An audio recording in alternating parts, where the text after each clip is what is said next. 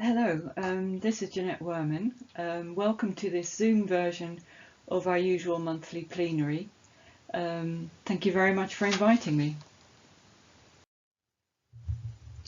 This presentation was originally put together for a day organised by Cambridge Consciousness Forum. We were going to have that in March, but of course we had to cancel it because of the virus. So on the day, we would have also heard from Joanna McHugh, who was going to talk to us about her shamanic journey. And we were going to watch a short video by James Hollis called Finding Your Own Path. If you want to listen to it, you can find it on Living Smart with Patricia Grass. The idea for the day came out of the experience of many of us that we are living in a world in crisis, not just the coronavirus, but our ecology, financially, poverty, many sustainability generally, plastic in the oceans. There's so many different ways that our world is in crisis. And a lot of us are feeling lost in that, these large processes that we feel like we have no control over. So we're asking questions like, how can I make sense of what's happening? Is there a meaning in it? Where do I fit in? Can I make a difference? And how can I protect myself and those I love? So these slides are not an attempt at offering an academic presentation. I'm not an expert on this material. The idea is more to offer one particular way of answering those questions, which I've personally found helpful. And it draws on the experience and wisdom of some of my favourite authors. But that's all it is. It's one particular way of answering those questions. And the idea is that we discuss how we all feel about that, whether it rings true for us. So Jane Goodall, in a foreword to a book by Laszlo, said, "There's been a loss of wisdom, a disconnect between the clever brain and the loving heart. If that's true, what does it mean? And can we fix it?" So we're going to look at Carl Jung, and I'm aware that many of you know much more about Carl Jung than I do. As you know, he writes about the collective unconscious, archetypes, and the process of individuation. We'll look at Ervin Laszlo, who has studied quantum physics. The quantum physicists have identified or postulated an underlying dimension of being which informs the evolution of matter and consciousness. I think this is probably the most difficult bit of the presentation to understand, and I have to admit I don't understand quantum physics either. But what I suggest, I've tried to reflect as accurately as I could what Ervin Laszlo has written, and I suggest we just let the content of that bit just wash over us and just have a sense of whether it resonates with your own experience. But it's not important if you don't understand all the detail of that section to understand the rest of the presentation. The reason it's there is because it seems to support what the other authors have said. We'll then go on to Stan Grof, who has done a lot of research into non-ordinary states of consciousness. And what he found is that entering those states can open us up to deep levels in our own psyche, and it can accelerate the process of individuation which Jung writes about. Maria Papaspyrou looks at this same process of going deep into our own psyche and expanding our consciousness into a broader understanding of reality and of ourselves. But she focuses on engaging with the feminine parts of our nature, the archetypal feminine, which she says in Western culture has been devalued and marginalized and pushed into the unconscious. Christopher Bache I've looked at him as an example of somebody who has lived this process of going deep into himself. He's a Vajrayana Buddhist, and he took 73 high-dose LSD sessions over 20 years. And I believe he offers a vision that he's gleaned from those sessions, which is very pertinent to our times. All of these authors suggest that we need to connect with our own depth and listen to its wisdom. We have to face and own the parts of ourselves that we've repressed to bring balance and wisdom to how we live. And to do that, we have to revalue the feminine side of our nature. Realizing that we're all connected and part of nature and our environment can give a real sense of belonging, meaning and purpose. But our everyday consciousness resists connecting with our inner depths, and we can look in a minute why that might be. So I've looked at the myths of the hero's journey and the Great Mother, the Anima Mundi, as a source of inspiration and guidance on that journey. Looking at what's happening in the world and politically, and certain leaders that have come to the top of the pile for us collectively, I've wondered whether maybe those myths are losing their power for us and a new myth might be emerging, which is more around a narcissistic individualism and competition. I've been much encouraged by seeing how people are responding as communities to the coronavirus. So hopefully I'm wrong. And Christopher Bache, in his inner journeys, found himself entering into an alternative myth, which is that of reincarnation, a very old myth, but it came to him in a new form, and that might be a myth that could carry an energy for us and support us into the future. So to start with Carl Jung, he speaks of the collective unconscious, archetypes, the persona, and individuation. So as you know, there are parts of our psyche which we can see and parts that we're not in touch with. So the part of our psyche that we aren't aware of is called the unconscious. And our individual psyches are embedded in what Jung calls the collective unconscious. So that's the portion of the unconscious which we all have in common. William James puts it like this: we are like islands in the sea, separate on the surface, but connected in the deep. Jung also talks about the shadow. Everything in our psyche that we're not aware of, whether it's good or bad, lies in our shadow. It includes a collective dimension and a personal one. So there's the personal shadow and the collective shadow. Our personal shadow refers to parts of our personal experience and feelings we can't face, or parts of our personality we don't like and aren't aware of. Jung also writes about the archetypes. The archetypes are primal, universal, pre-given structures to our psyche. So they predispose us to experiencing ourselves and the world in certain ways. They're blueprints for experiencing. They play out through individuals, regardless of culture or gender, but they also play out through humanity as a whole. They're beyond words. We catch glimpses of them through dreams, stories, visions, art, symbols and myths. Tim Reed, who's a psychotherapist and psychiatrist, writes about archetypal penetrance. He says, like Grof says, he says in certain states of mind we're more open to experiencing the archetypes.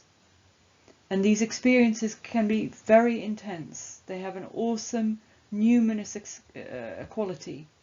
They can be beautiful or terrifying, and they're beyond our comprehension. They can come with crisis, but they also offer an opportunity for accelerated growth. Jung also speaks of the anima and the animus.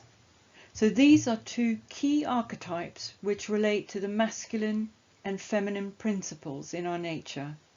And they're part of everyone's psyche, whether you're a man or a woman, it doesn't matter. These are still components of your psychological makeup.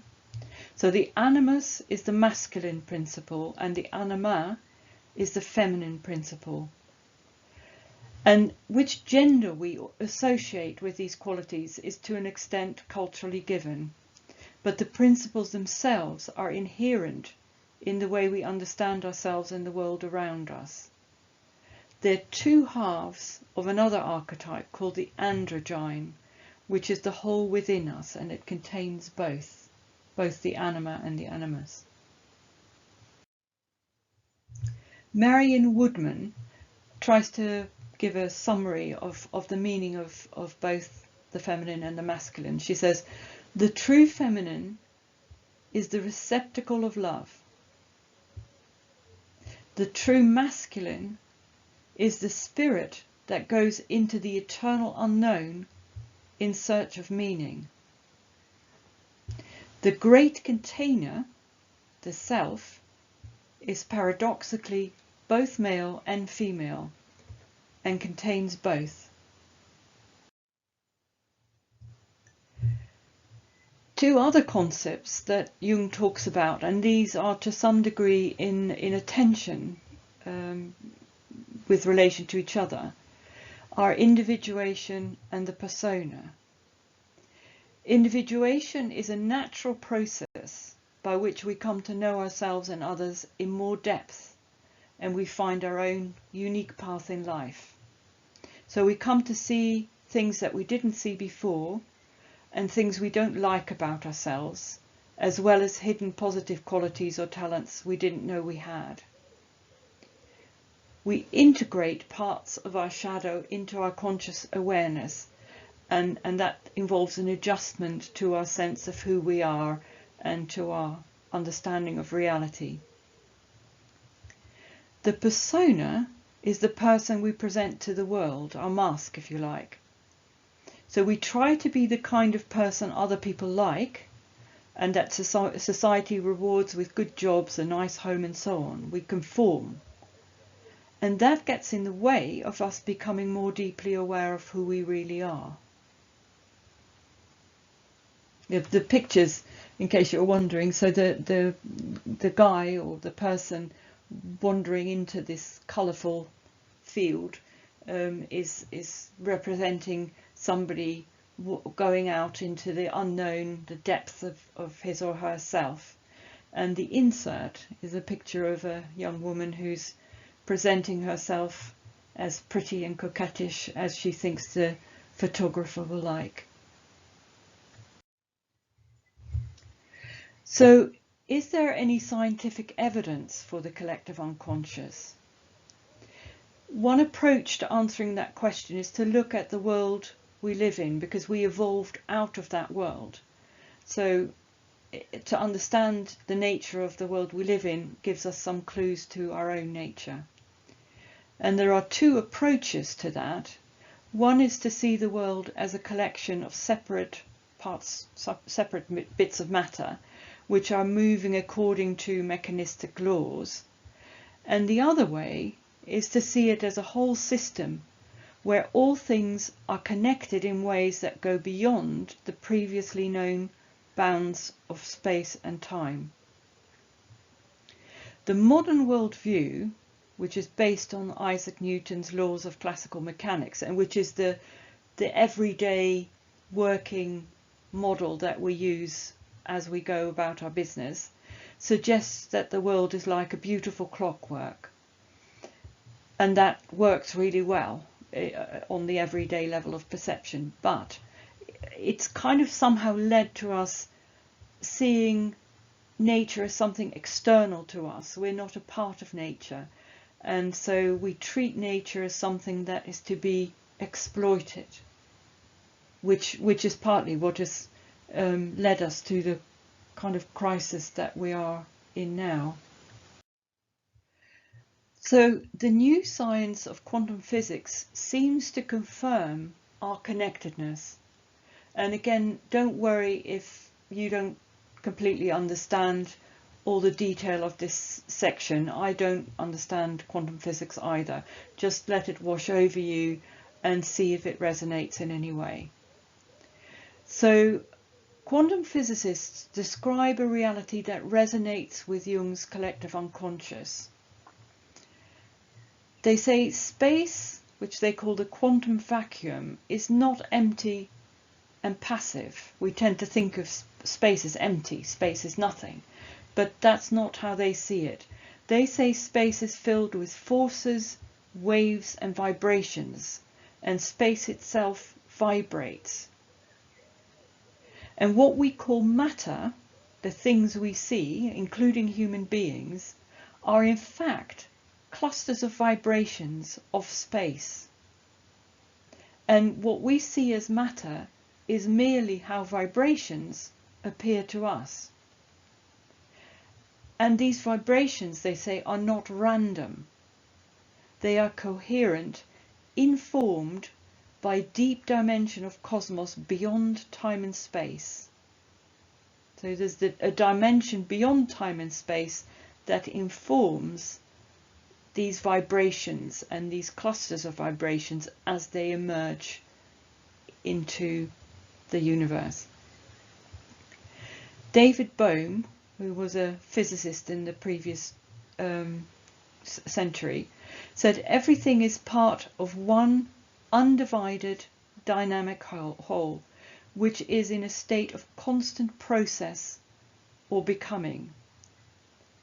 Albert Einstein was initially quite skeptical of something called quantum entanglement, which was later proven. He calls it spooky action as a distance.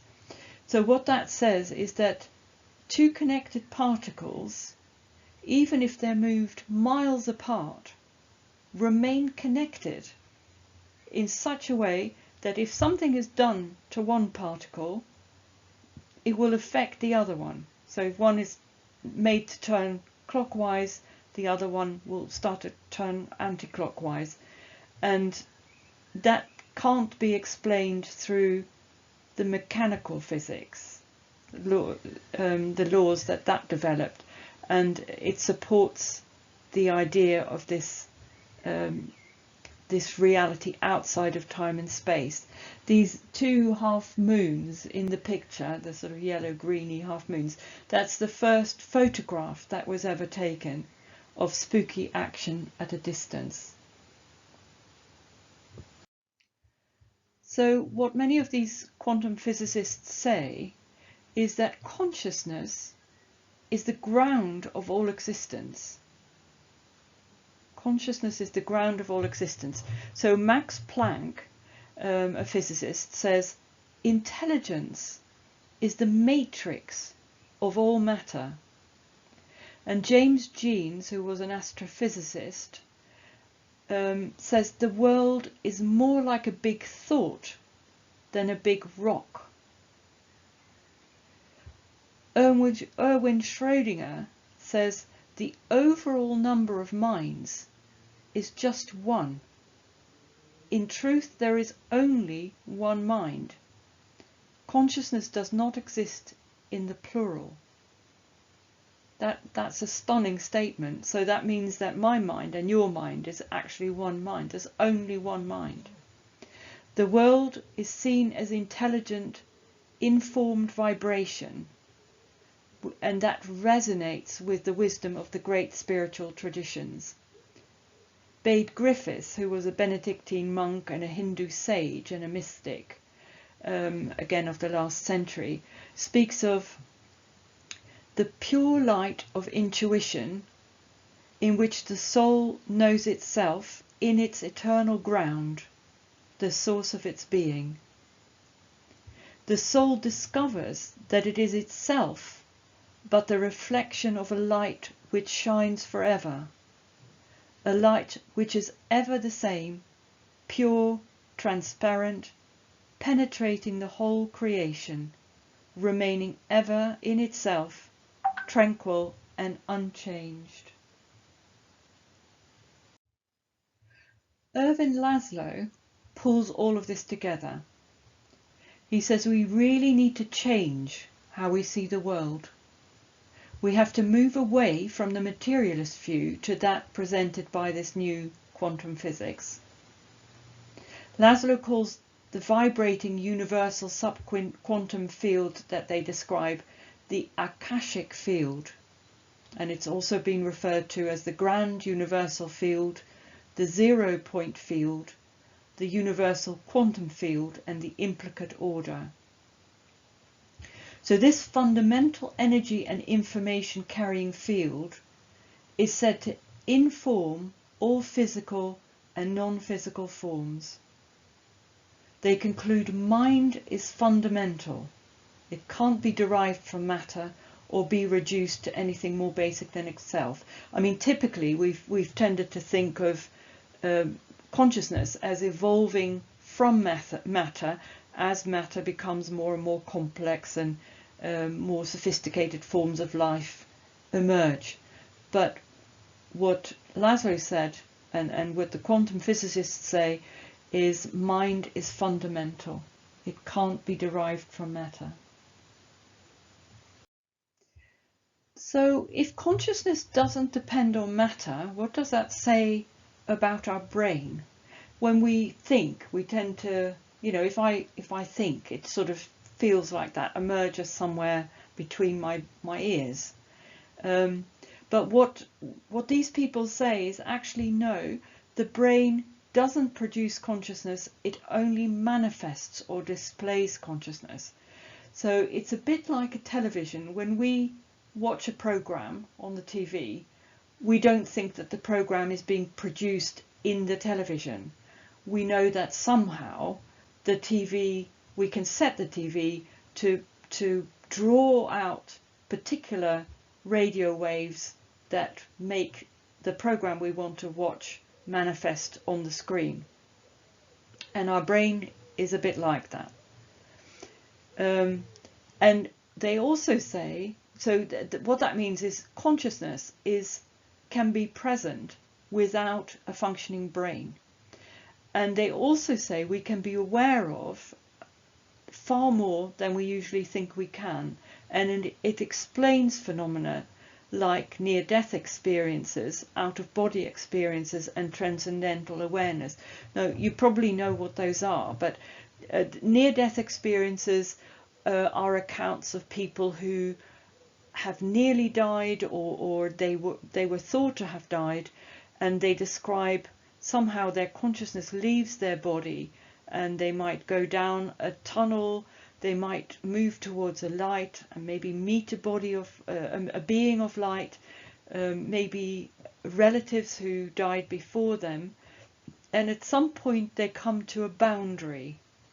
And when they get to this boundary, they know if they go across that boundary, they won't be able to come back. And they might be given a choice whether to go back or not, or they may be told, it's not your time yet, you need to go back because there's something you need to do.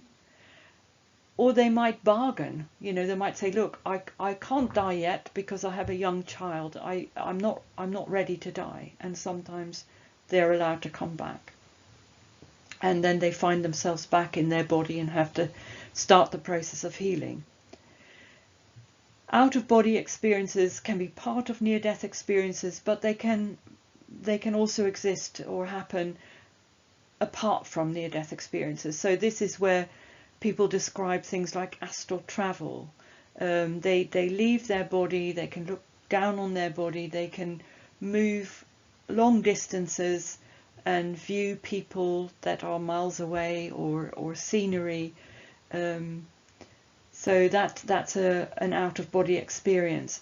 And then transcendental awareness is where people are aware of things happening, like maybe a conversation that's being held, or they see something happening, a doctor dropping a scalpel or whatever, while their brain is known not to be functioning. So they might be in a coma or deeply anesthetized.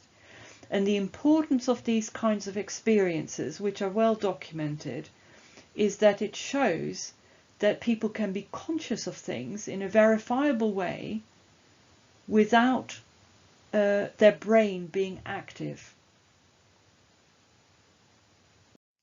So with respect to feelings, Laszlo says, vibrations that manifest cosmic intelligence have a physical and a non-physical aspect. So everything we see is these clusters of vibrations of space. So these have a physical and a non-physical aspect. He says, viewed from the outside, every cluster is a physical phenomenon, a pattern of vibration in space and time.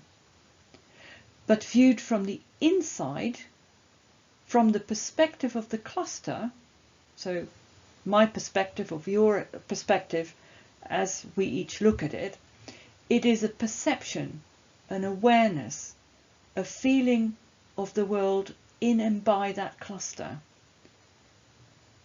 So there are two sides to any observation.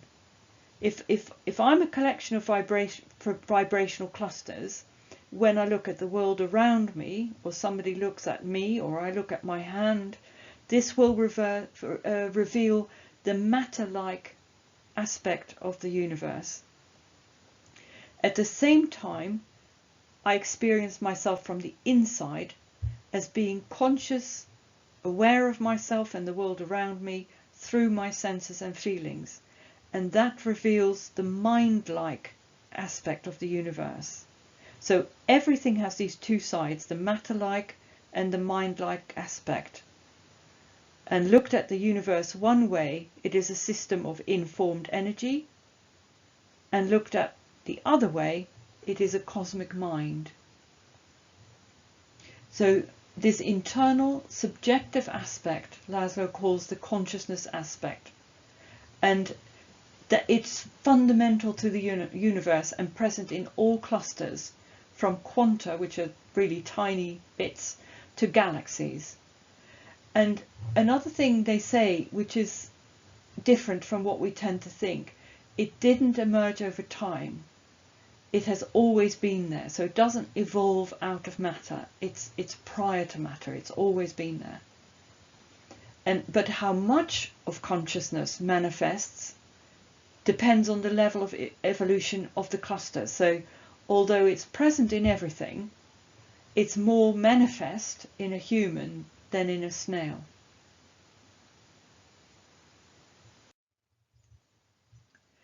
So Laszlo tries to answer the question, who are we, in the following way.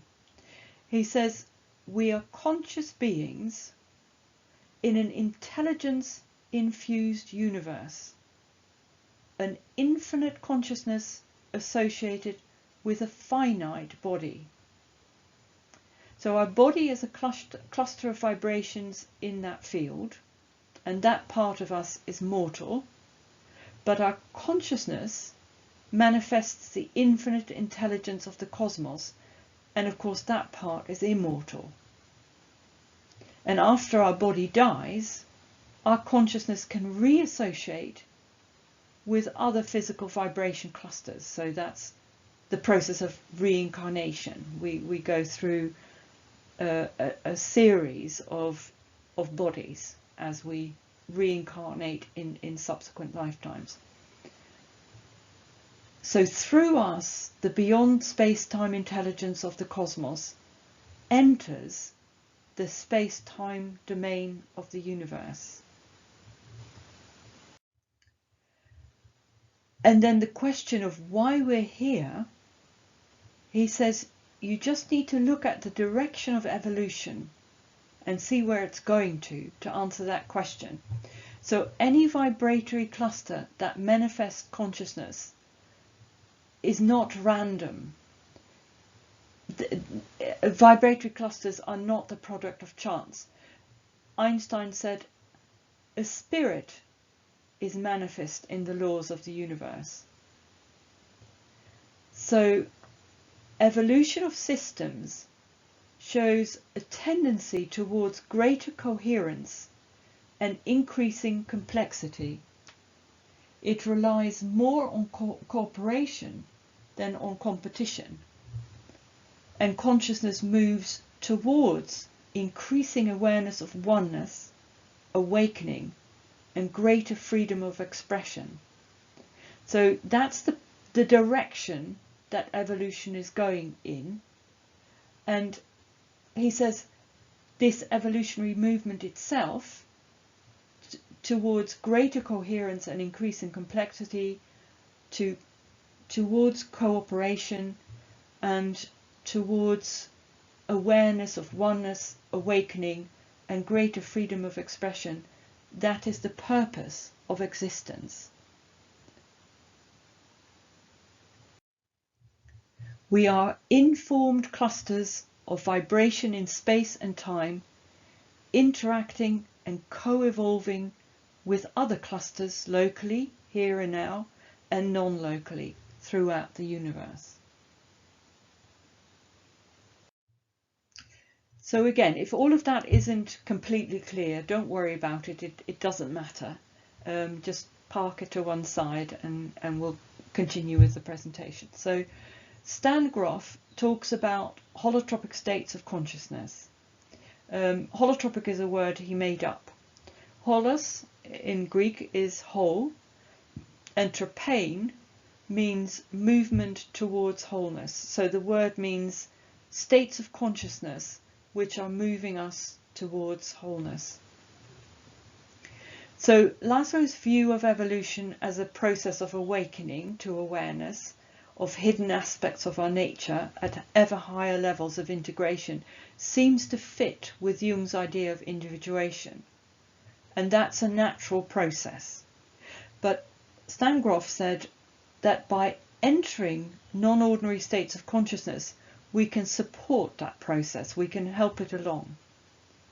These states carry meaning and information about ourselves and reality, which is not available to us at other times. So it gives us greater access to meaning and information about ourselves and reality. He studied what happens when people use LSD or a breathing technique called holotropic breathwork.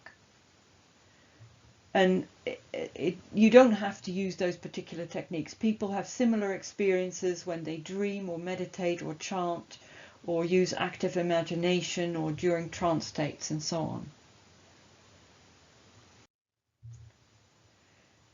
So when we enter holotropic states, these states expand our sense of reality and of who we are. They reduce the ego's control. In our everyday state of consciousness, our normal state frame of mind, the ego does a really good job of filtering out of the mass of information potentially available to us, the bits that we need to function in the here and now. But entering these non-ordinary states of consciousness lowers the threshold of the ego's control. So more information from this wider field can enter our awareness. They allow us to enter a space of immersion and surrender, of deep intuitive visions beyond immediate perception or words.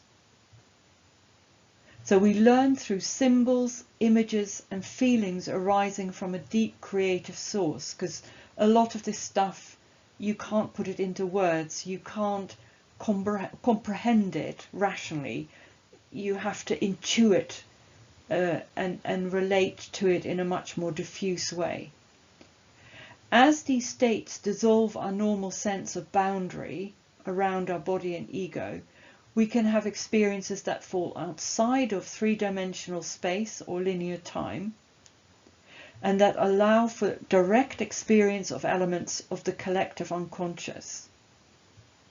So they break through the ego's illusion of being separate, and they show the creative power of destruction and chaos as part of transformation and evolution through the cycles of birth, death and rebirth. And we'll say more about that in a minute. So there have been a number of studies, and one of them is one of the first is the Spring Grove experiment, and there have been a number of sequels in the 60s and 70s. These studies have looked at how entering non-ordinary states of consciousness affects us. Does it change us in some way? And these studies showed that people who had entered holotropic states tended to feel less identified with their body and their ego, and were more in touch with a sense of themselves as an immortal consciousness or soul.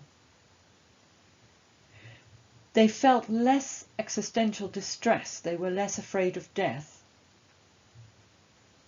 They tended to reevaluate what is important or meaningful to them. They changed their perception from time as fixed, static and linear to all time as being held in one eternal moment.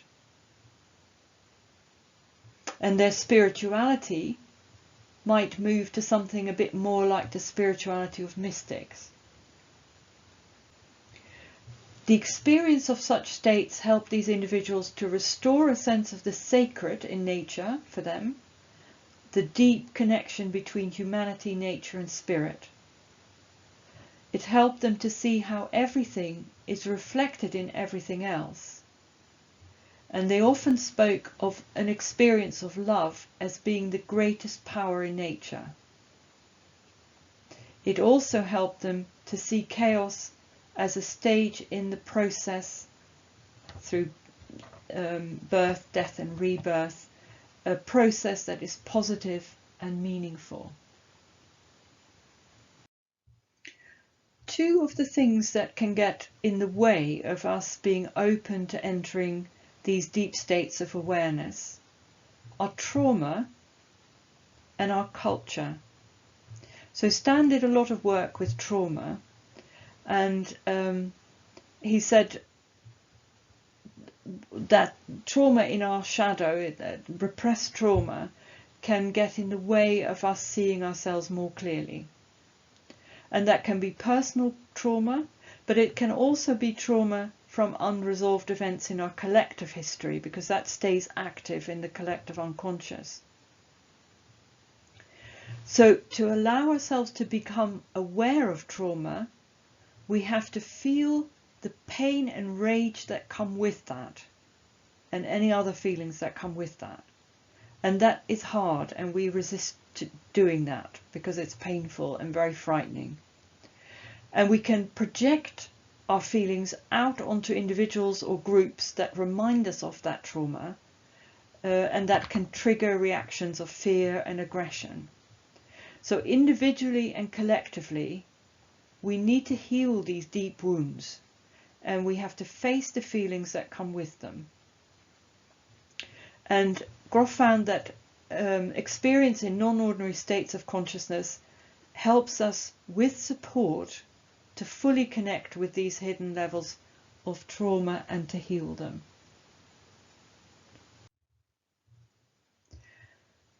So culture is the other thing that stops us seeing more of the depth of our own psyche and the collective unconscious. Culture tells us what is true or real, and what is good, and what we should be ashamed of. And of course, different cultures teach us different things about that, different judgments. And what doesn't fit with the dominant culture, whatever that is, gets sidelined and pushed into the shadow so that we're no longer aware of it. It's not acceptable, so it's pushed out of view.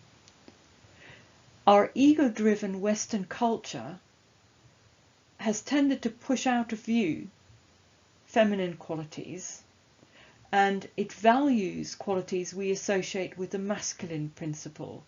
So that's things like mind, cognition, the five senses, rationality, logic, order, linear thinking, objectivity, knowledge, science and facts, being focused and in control, and separateness. these qualities fit with communication through language. So we can talk about what comes up in these categories of knowing. But these are different from the ways of knowing that are associated with the feminine. And this is what Maria Papaspyrou writes about. She says, our culture devalues and wounds the feminine. It denies her wisdom, the kind of knowledge we can have through a feminine way of knowing. So that encompasses qualities and processes like intuition, wisdom, soul, the non-rational, cyclical and relational thinking, fluidity, playfulness, spontaneity, subjectivity, and responsiveness. And these kinds of experiences can be diffuse, and they can be really hard to put into words. And they're communicated better maybe through myths, symbols and metaphors, like they come up in dreams and art and meditation and so on. So we need to reconnect with the feminine part of our nature. And it's not that one or the other is bad, but that we need a balance, an integration of feminine and masculine ways of knowing. Recovering this balance is hard to do, of course. The experiences of our inner depths are diffuse and fluid and transient, and they're really hard to grasp. You can't explain them very well. They can be fascinating and ecstatic, but they can be terrifying as well. And in general, Western culture fears the feminine and calls it emotional, subjective, hysterical, chaotic, diabolical, evil, dangerous, seductive, even insane. The myth of Eve in the Garden of Eden bears this out. She's said to have eaten an apple from the tree of knowledge and then corrupted Adam by getting him to eat an apple as well. And that judgment, making it a sin, repressed the feminine or expanded knowledge into our collective shadow. Maria Papaspyrou calls the deep sources of wisdom held within the archetypal feminine fem-theogenic consciousness. I want to say a little bit about my own inner journey and how it changed me, just so that it's not all theoretical. I was brought up by two scientists, so I was well imbued with the materialist view of reality, and that always seemed a bit empty and meaningless to me. I'd had some small anomalous experiences as a teenager, but I had discounted those because they didn't really fit with the picture of the world that I'd been given. I didn't really have any faith, and there were times in my life that I couldn't see the point of living without there being something more. So I tried lots of things. I joined a church group at one point. I tried to read mystical texts. I looked at Taoism. I tried spiritual practices, but nothing really helped, and I was really stuck. And then in my late 40s, I came across Stan Grof's holotropic breathwork. At the same time, I tried intensive meditation and psychedelics, and all of this together triggered episodes of Kundalini, which is a kind of energy that can come through your body. And all of these things together showed me reality is not what I thought it was. And eventually I had one big transformative experience in which I felt like a disembodied point of consciousness in a field of pure consciousness, light, love, wisdom and compassion. And I was one with that field, but also distinct. It's a bit like when you hold up a clear crystal like a quartz or something up to the light, and if there's a little schism in it, it can just catch the light. And that's how I felt within that field. And it seemed to me like there was nothing that is not that light. And to my amazement, I felt we are all completely known and deeply loved. We're very, very precious. And I didn't know that before. I'd read about Taoism. I had a sense of some underlying, ground of being or potential for being that we could flow back into maybe. But I didn't have a sense of us being individually loved and precious. And this whole experience changed me. I had no more existential angst. I used to be really big on existential angst, but that sort of went. I'm still, I have no fear of death. I'm still afraid of dying, but the transition into death and being dead, I'm not afraid of anymore, because I have a sense that this is what we are. So we can't be lost. Our something will continue. And as I was coming down, I reached this state through an entheogen, psilocybin, and as that was wearing off, I could feel myself coming down, and I said, well, what do I do with this knowledge, what you've shown me? What do I do with that when I'm back in my ordinary life? And the answer that came back is, it doesn't matter what any of us do, but we should see and reflect back the light in one another. So each reflected back to each other, so that we can all come to know that light in ourselves.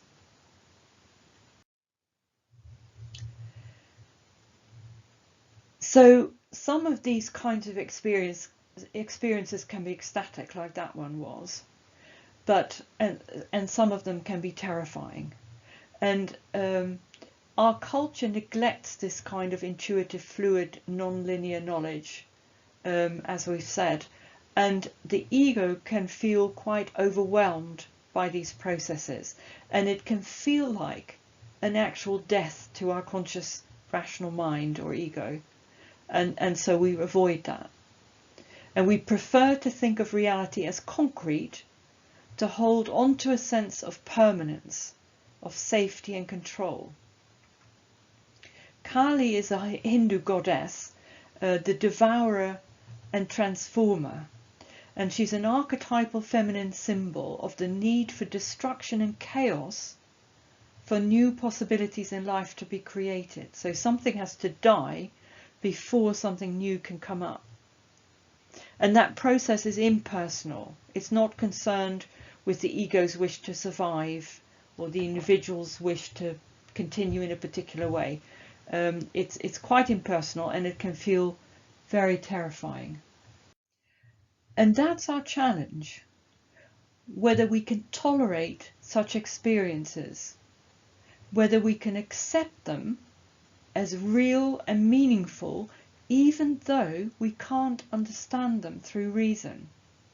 And we can't even always remember everything that happened while we're in those non-ordinary states of consciousness.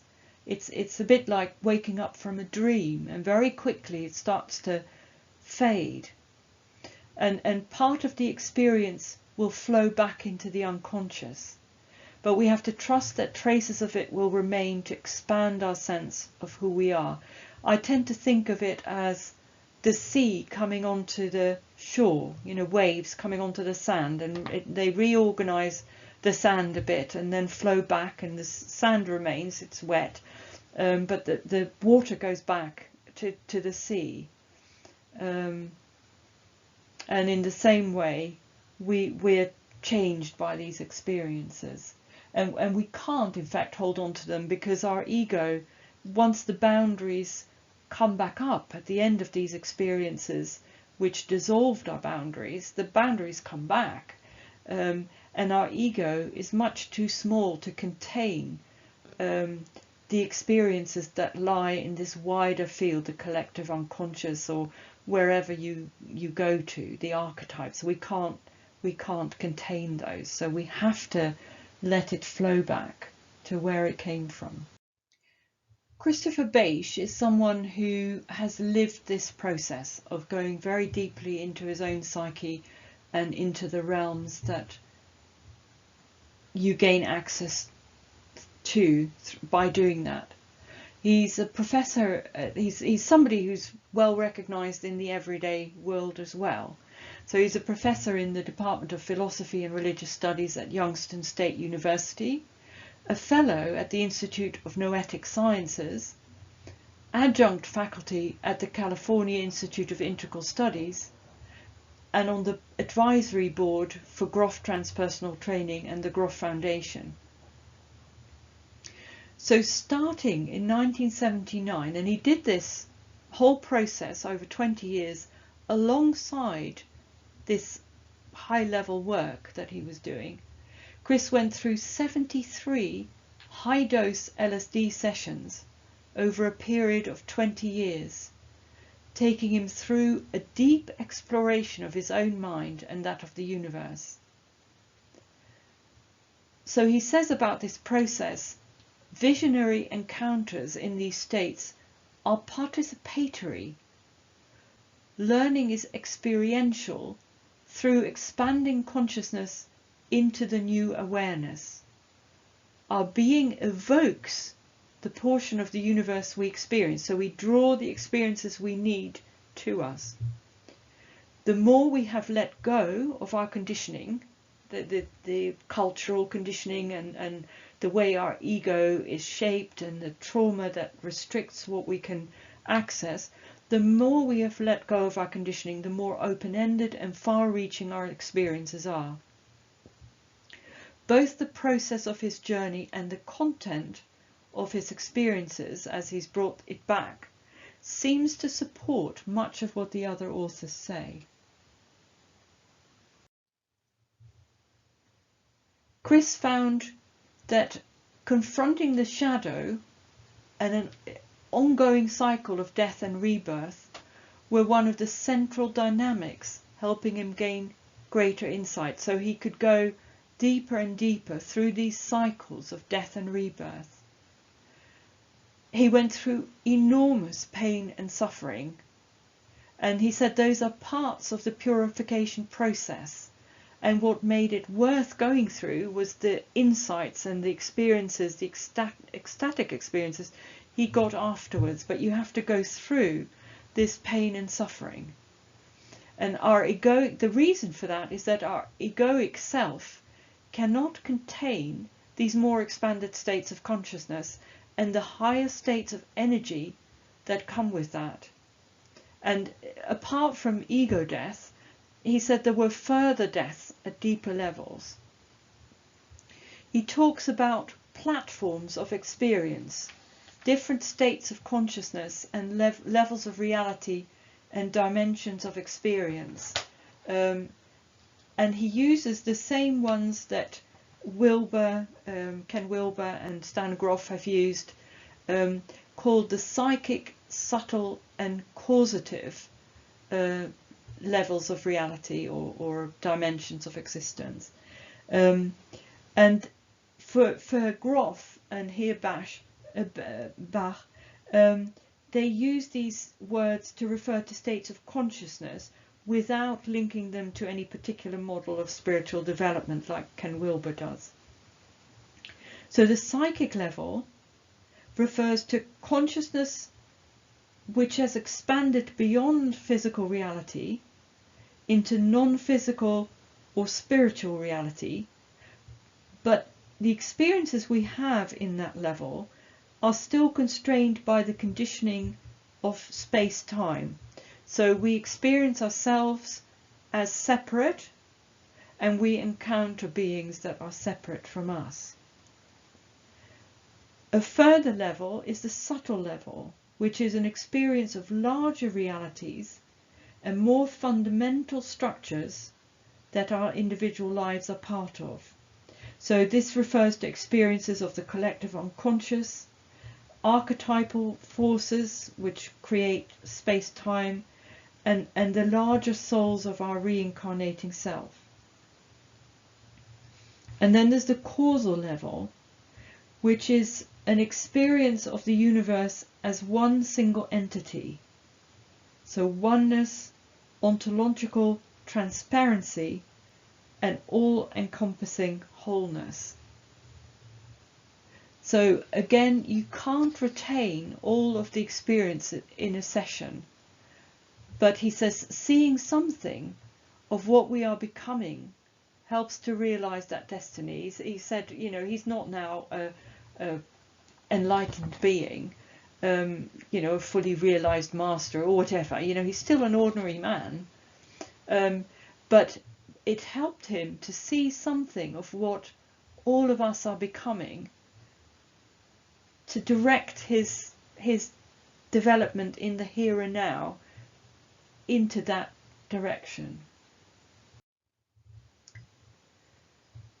There is so much in Chris's book. It's more than 300 pages long, and he talks of different phases of his experience, and I can't go into them all in this presentation, but just a few of them.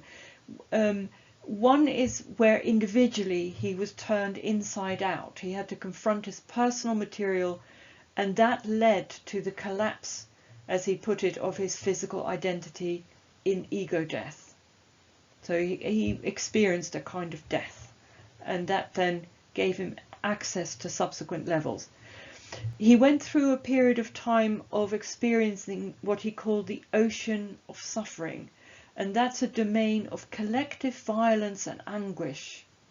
And he said the point of going there was that it seemed to contribute, it felt like to him, as part of a transformation of the collective psyche.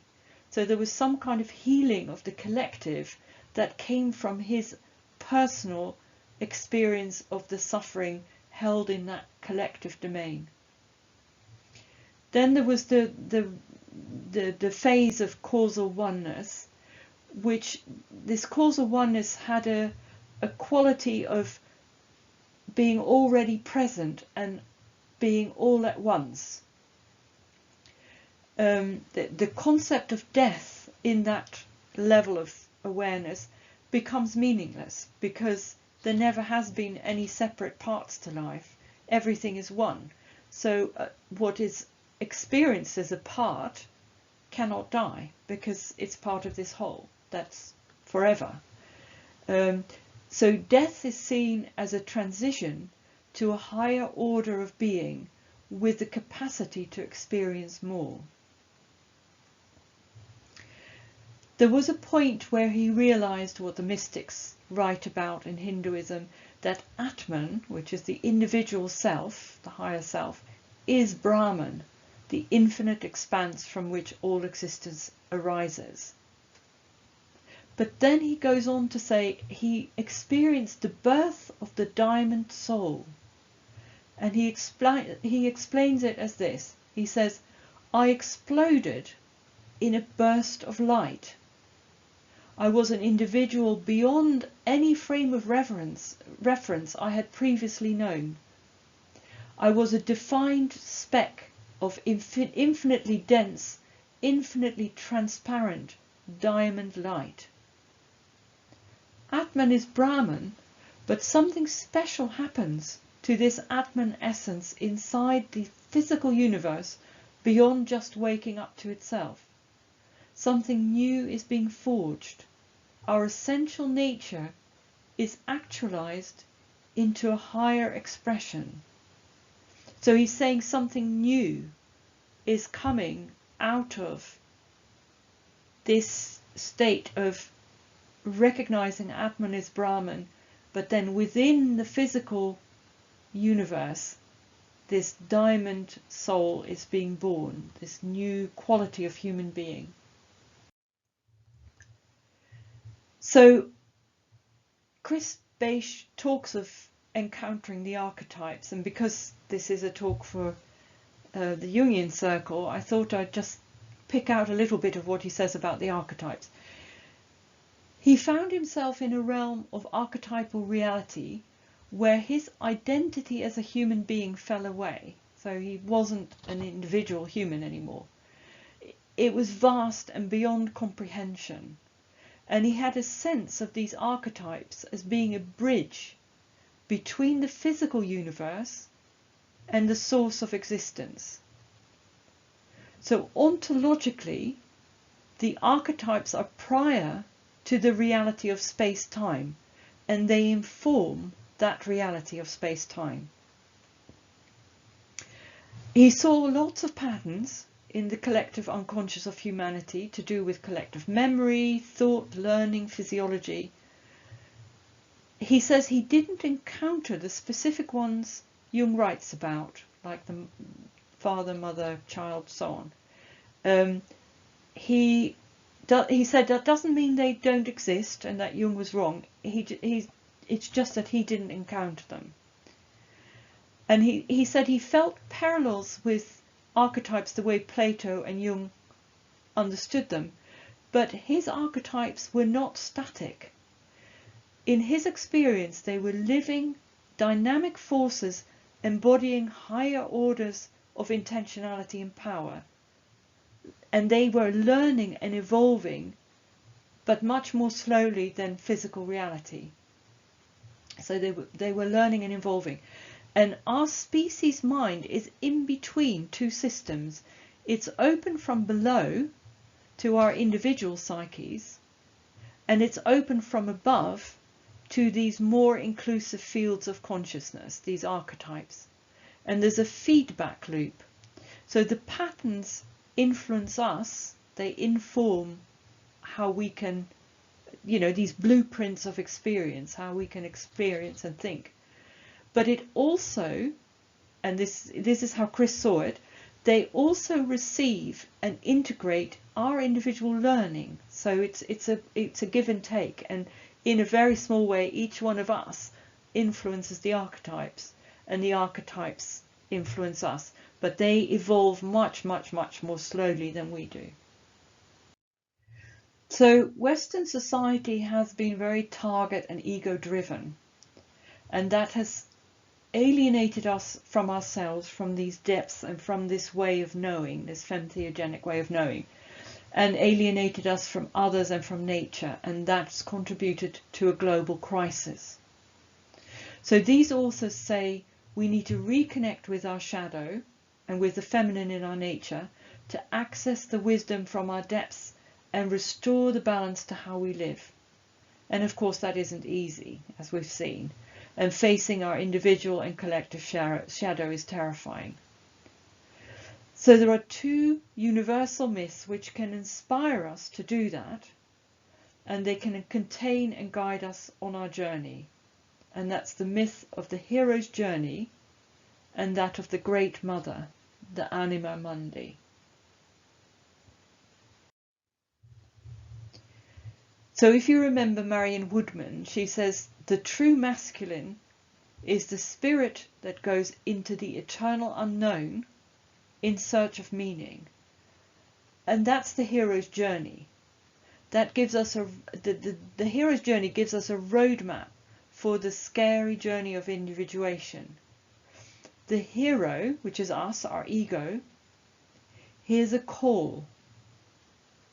And in response to that call, the hero goes deeply into him or herself to face unknown challenges. And we go through the terror of being overwhelmed and dismembered, the cold, painful, dark experience of death. We find unexpected sources of help and resources, and we come through this process remembered. We fall apart into chaos, and we are put back together, and we repair what was broken and restore a balance that was lost. And when we return to the surface changed, with wisdom and resources, we can then share with our community. And that's the archetype of the wounded healer, a guide to who's gone through this process of going down into the depths of chaos and disintegration and putrefaction, and then move through that into with help and finding new resources, coming back out of the depths, back into the light, back into community, and able to heal and support others. The myth of the Great Mother, the Anima Mundi, is like the complement of that. And Marion Woodman said, the true feminine is the receptacle of love. So if the hero's journey myth reflects a process, the myth of the Great Mother reflects a state of being. So she reflects the spirit that resides in everything, the source of creation, consciousness in matter, the world soul, similar to Laszlo's Akashic field. So ritual has been used and can be used to activate resonance with this light. The way Llewellyn Vaughan Lee, who's a Sufi teacher, puts it, so that light spoke to light. This myth reflects a potential in ourselves. So we can, through this, what this myth says is that we can know ourselves through imagination and intuition. And we can see the sacred in nature. We can know that the world is alive and that everything is connected in love. And we can know the light in nature and in ourselves. We can use meditation, breath work, entheogens, shamanism and so on to activate this potential and bring us back in touch with an embodied wisdom. It's always about bringing it back into physical, realizing it in the physical body, in the physical level of existence. And the Great Mother calls on us, the hero in the previous myth, to evolve our consciousness beyond the limitations of our ego to this deep awareness of soul.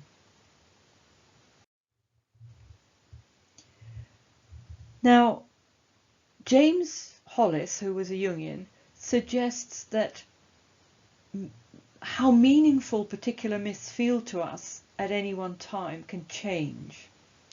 As long as a myth resonates with the way we see our place in existence, it's charged with energy from the transpersonal realm.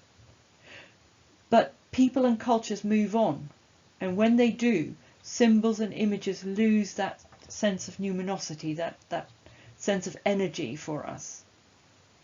And then a period of anxiety and clinging to empty symbols can follow, which is maybe what we're doing with consumerist culture. And then eventually new myths will emerge which express new meaning. So I had wondered whether we were losing touch with the myth of the hero's journey, like perhaps we have to an extent already the myth of the Great Mother. I was thinking of things like capitalism and the kind of narcissistic individualist culture that we live in, and I was wondering whether some new myth was forming that kind of encouraged those kinds of behaviors, and where those behaviors fed into empowering that myth. But I have been much encouraged by how our communities are responding to the coronavirus, and yeah, hopefully I'm wrong in thinking that. And Christopher Bache, in his journey through the experiences he had, a different myth did come forward, which is actually a very old myth, the myth of reincarnation of the soul. And in the pain that he went through in his journeys, but that equally applies to the pain that our entire globe seems to be going through, all of humanity is going through right now. He said these sounds of pain were the sounds of humanity's birth. So he experienced the soul as a dynamic, open system which is interconnected with other living systems. So he said individual and collective karma seem to be evolving together. The divine is deeply committed to creation. He said it's not right to think, and this is wisdom that he got from his sessions. So, but in his learning from these sessions, he said it's not right to think of our journey as eventually ending up with transcending the physical level of reality. The divine is not separate from its creation. The divine is expressed within creation and is deeply committed to creation. And spiritual awakening happens inside of physical existence. And he goes further than that. He says we are not victims. So with everything that's happening in the world today, we are not victims, in the same way that in his journeys he chose to go into this ocean of suffering. Human suffering is something we voluntarily took on when we chose to participate in the co-creation of the universe in service of divine love. And that sounds very similar to what the Christian story, where Christ chose to go through suffering out of love for the divine. And so what Chris is saying is we as the whole of humanity is going through that same process. We're living through a global death and rebirth of humanity driven by global crisis. And his book goes into what he saw about how our evolution is being accelerated, and he gives some links with quantum physics to that, but I couldn't even understand enough of that to be able to say anything about that here. But we will come to feel our connection with others as incarnating souls, and the crisis is triggering some kind of evolutionary jump. So Chris's vision is that humanity is approaching a breakthrough of evolutionary proportions. A great death, he says, will lead to a great age of awakening. So that's the end of the presentation.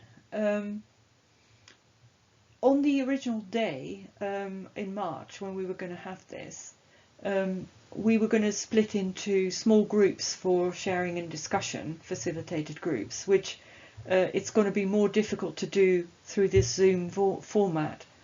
But these are the questions that the facilitators were going to have to prompt the group, if that was helpful.